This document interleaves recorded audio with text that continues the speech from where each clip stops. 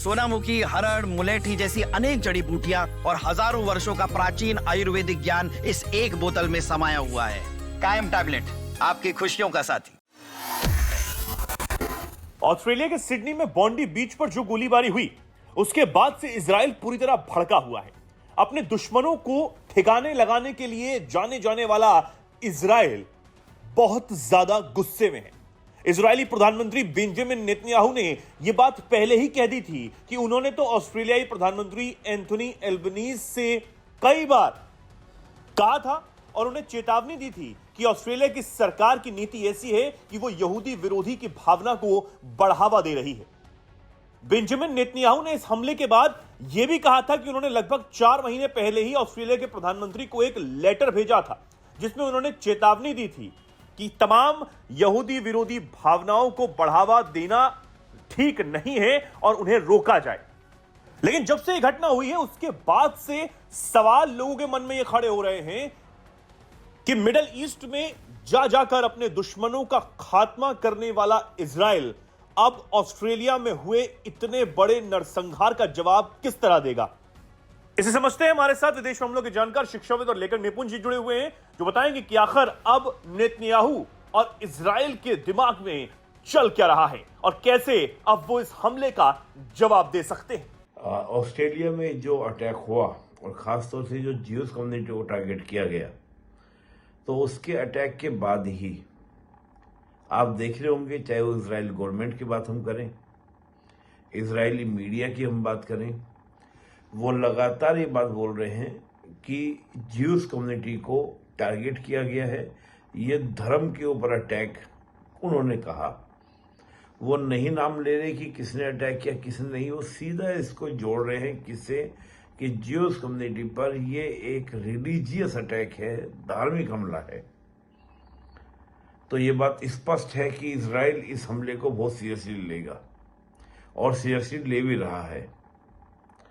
अब बात है कि बेंजामिन नेतन्याहू के अगले कदम क्या होंगे। एक तो जो अपने आप को पीस कंट्री बोलते थे कि वहां पे कोई टेररिज्म नहीं, कुछ नहीं है, ऑस्ट्रेलिया भी अब टेररिज्म से अछूता नहीं रहा है। तो इन सब देशों से बात करके कहीं ना कहीं बेंजामिन नेतन्याहू जो ज्यूस के अगेंस्ट जिस प्रकार का ऑपरेशन चल रहे हैं, नफरत चल रही है, उसके अगेंस्ट कोई बड़ा वैश्विक जनमत तैयार करने का प्रयास करेंगे, पहला। दूसरा, जो बेंजामिन नेतन्याहू कह चुके हैं कि दुनिया में ज्यूस कहीं भी हो, वो सब इजराइल आए और यहीं पर क्या करें, अपने आप को मजबूत करें, यहीं पर अपना विकास करें। तो मुझे लगता है कि और बड़ी संख्या में हो सकता है कि ज्यूस कम्युनिटी के लोग वो इजराइल पहुंचे।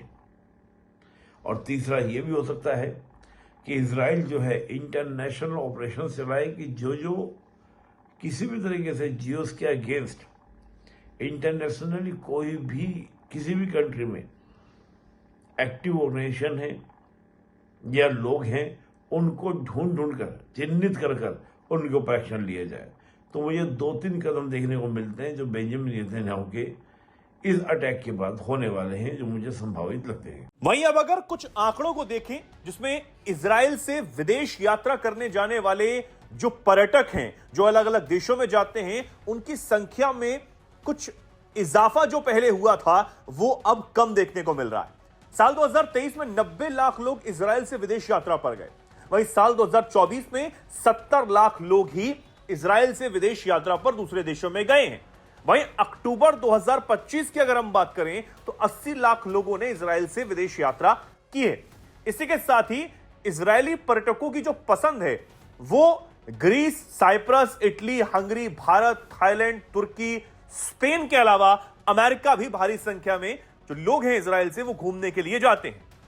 लेकिन अगर एक और आंकड़ा देखें जिसमें इजराइल के बाहर यहूदियों पर हमले जो हो रहे हैं, उसके मुताबिक 2023 में 85 हमले इजराइल के बाहर यहूदियों पर हुए हैं। वहीं साल 2024 में 106 हमले यहूदियों पर इजराइल के बाहर किए गए हैं। और अपने आप में ये आंकड़े बताते हैं कि किस तरह यहूदियों को निशाना बनाया जा रहा है। ऑस्ट्रेलिया में हुए इस हमले से कई चीजें साफ हो गई। यहूदी विरोध एक कैंसर है, यह कहने वाले बेंजामिन नेतन्याहू अब और ज्यादा भड़के हुए हैं।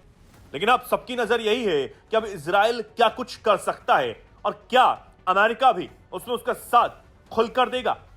हालांकि दूसरी तरफ हम यह भी देख रहे हैं कि अमेरिका ने भले ही इजराइल और हमास के बीच में युद्ध विराम करवा दिया हो, लेकिन उसके बावजूद भी इजराइल पूरी तरह सचेत है और वो अपने दुश्मनों को कोई मौका नहीं देना चाहता।